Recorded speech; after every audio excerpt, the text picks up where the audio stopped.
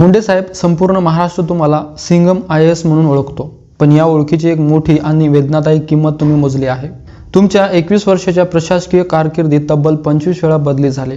लोक, मीडिया आणि काही राजकारणी उघडपणे म्हणतात की तुकाराम मुंडे कोणाचंच ऐकत नाही, सिस्टमशी जुळून घेत नाहीत, म्हणून ते कुठेच टिकत नाहीत। पण या 25 बदल्यामागचं खरं कारण काय होतं? त्या प्रत्येक बदलीची वेदना काय होती? प्रत्येक वेळी बदलीचा आदेश हातात आल्यावर तुमच्या मनात नेमकं काय चालायचं? यावर मुंडे साहेब म्हणाले, जे लोक येशी कॅबिनमध्ये बसून टीव्हीवर चर्चा करतात की मुंडे कुठेच टिकत नाही, त्यांनी एका बदलीची वेदना तरी अनुभवून पाहावे।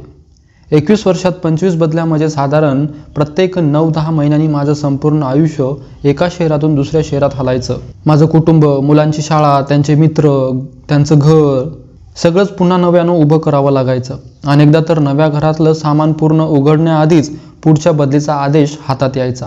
लोक मला विचारतात, सर तुम्ही थोडं मावळ का राहत नाही? नेत्यांचं थोडं ऐकलं तर एकाच ठिकाणी वर्षानुवर्ष आरामात राहता येईल। पण मी त्यांना एकच उत्तर देतो, आराम करण्यासाठी मी IAS झालो नाही।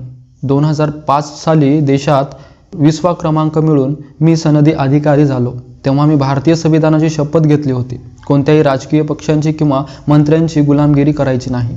माझ्या आईवडिलांनी बीड जिल्ह्यातील ताडसोना गावात गरिबीत जगताना मला एकच गोष्ट शिकवली, पोट उपाशी राहिलं तरी चालेल, पण पैशासाठी किंवा सुखासाठी कधीही लाचारी पत्करू नको। माझी पहिली मोठी पोस्टिंग सोलापूरमध्ये झाली। तिथे वाळू माफिया आणि अवैध दारू व्यवसायाने धुमाकूळ घातला होता। त्यांना राजकीय संरक्षण होतं।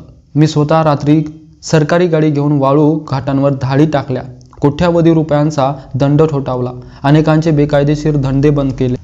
परिणाम काही महिन्यातच माझी बदली झाली।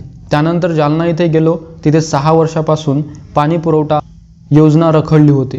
कंत्राटदारांनी पैसे घेतले होते, पण काम पूर्ण केलं नव्हतं। गरीब नागरिक पाण्यासाठी भटकत होते। मी कंत्राटदारांना कठोर इशारा दिला आणि अवघ्या 90 दिवसात ती योजना पूर्ण केली। लोकांना पाणी मिळालं, पण पुन्हा माझी बदली झाली। यानंतर नवी मुंबई महानगरपालिकेत आयुक्त म्हणून रुजू झालो। इथे बिल्डर लॉबी आणि काही राजकीय मंडळींनी बेकायदेशीर बांधकामाचा सुळसुटाट केला होता। मी कोणाचाही विचार न करता बेकायदेशीर इमारतीवर कारवाई केली। संपूर्ण सिस्टम हादरली। अनेक राजकारणी माझ्या विरोधात एकत्र आले, पण त्या दिवशी नवी मुंबईची हजारो सामान्य जनता माझ्या समर्थनात रस्त्यावर उतरली। मुंडे साहेबांना हटवू नका म्हणून लोकांनी मोर्चे काढले। जनतेने दिलेला तो विश्वास हीच माझी खरी कमाई आहे। आजही काही लोक म्हणतात की FDA मध्ये रुजू झाल्यानंतर काही दिवसातच ड्रग लॉबी माझी बदली करण्यासाठी मोठे प्रयत्न करत होती। माझं उत्तर एकच आहे, करू द्या प्रयत्न। 25 बदल्या हा माझा पराभव नाही, ते माझ्या चारित्र्याचं प्रमाणपत्र आहे। जर मी चुकीच्या फाईलवर सही केली असती, कंत्राटदाराकडून टक्केवारी घेतली असती, नेत्यांची खुशामत केली असती, तर कदाचित माझी एकदाही बदली झाली नसती। मोठे बंगले, गाड्या आणि सुखसोयी मिळाल्या असत्या, पण मग रात्री शांत झोप लागली असती का? माझ्या आईवडिलांच्या डोळ्यात डोळे घालून पाहता आलं असतं का?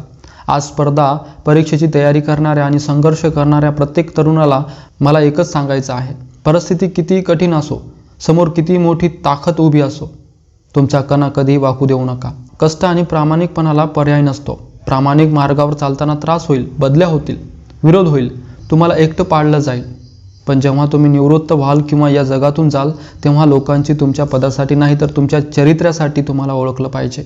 शेवटी महाराष्ट्रातील तरुणांनी तंत्रज्ञानाचा सकारात्मक वापर करून असे प्रामाणिक प्रयत्न पुढे नेले पाहिजेत। भ्रष्ट व्यवस्थेपेक्षा प्रामाणिक तरुणांची ताकद मोठी व्हावी, यासाठी आपण सर्वांनी त्यांच्या पाठीशी उभं राहिलं पाहिजे।